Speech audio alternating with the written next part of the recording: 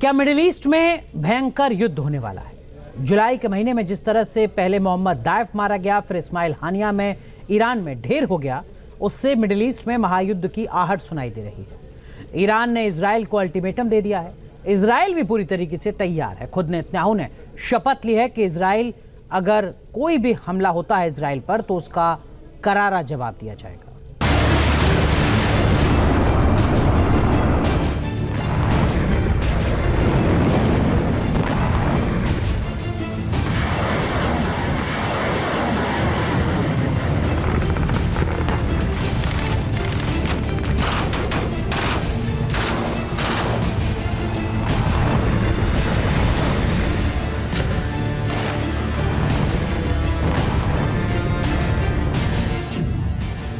इस्माइल हानिया ढेर, middle east में महाजंग का शो।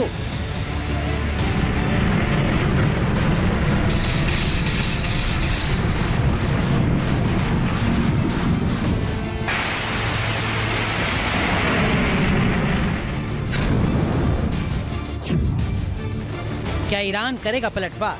नेतन्याहू का क्या होगा जवाब?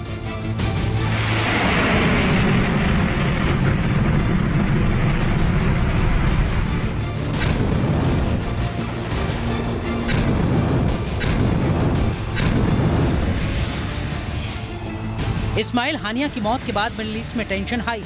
बीतते वक्त के साथ खतरा बढ़ता जा रहा है। सवाल यही है कि क्या ईरान की ओर से इजराइल पर प्रहार होगा?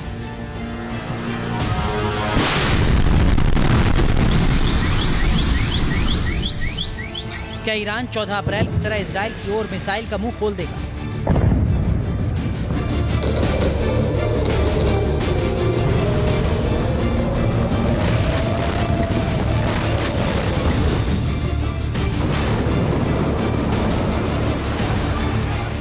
क्या ईरान आत्मघाती ड्रोन के जरिए इजराइल की सेना पर विध्वंसक प्रहार करेगा?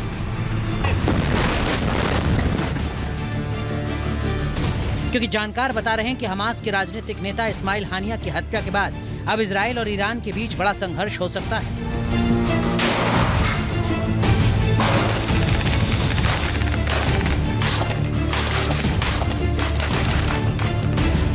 बताया जा रहा है कि ईरान के supreme leader Ayatollah Ali Khamenei ने ईरान को इजराइल पर हमले का आदेश दे दिया है। ईरान के सुप्रीम नेशनल सिक्योरिटी काउंसिल की इमरजेंसी मीटिंग के बाद खमेनेई ने इजराइल पर हमले का आदेश दिया है।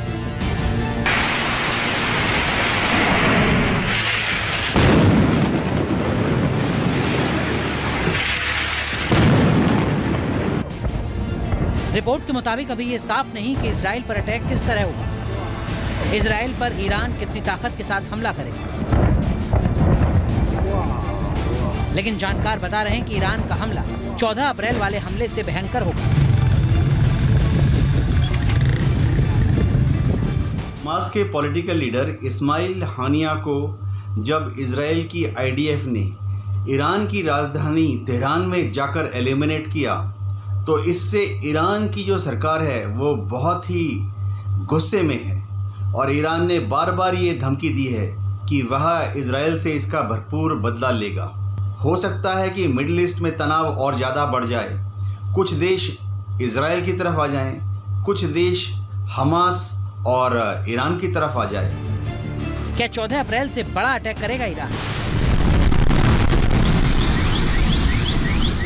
14 अप्रैल 2024 को ईरान की सेना ने इजराइल की राजधानी तेल अवीव को टारगेट किया था।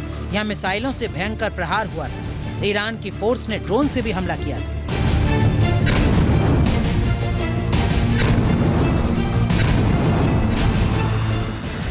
हाइफा को भी ईरान ने 14 अप्रैल को निशाना बनाया था। उस दौरान बताया गया था कि ईरान ने इजराइल पर 170 से ज्यादा ड्रोन अटैक किए हैं, तो वहीं 30 से ज्यादा क्रूज मिसाइलों से प्रहार किया।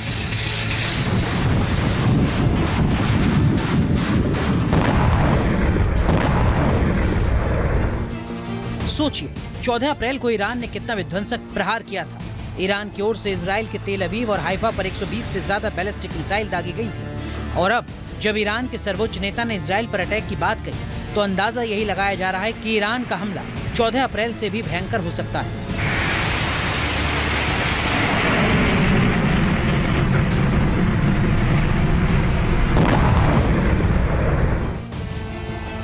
ईरान की धमकी के बाद इजराइल के प्रधानमंत्री ने क्लियर कट कहा कि उनका देश हर हमले का जवाब देगा। אזרחי ישראל, ימים מאתגרים לפנינו. מאז התקיפה בביירות נשמעים איומים מכל עבר.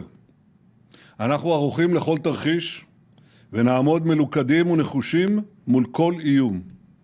ישראל תגבה מחיר כבד מאוד על כל תוקפנות נגדנו מכל זירה שהיא. סגרנו חשבון עם מוחסן ונסגור חשבון עם כל מי שפוגע בנו, כל מי שטובח בילדינו, כל מי שרוצח את אזרחינו.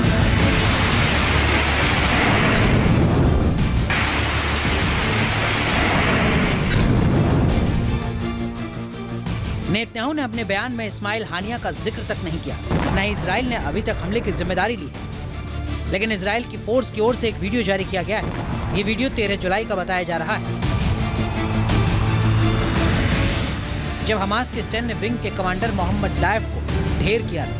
13 जुलाई 2024 को आईडीएफ के लड़ाकू विमानों ने खान यूनिस के क्षेत्र में हमला किया था।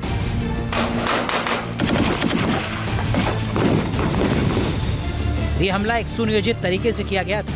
मोहम्मद दाइफ हमास के सैन्य विंग का कमांडर था और गाजा पट्टी में हमास आतंकवादी संगठन के दूसरे नंबर का कमांडर था।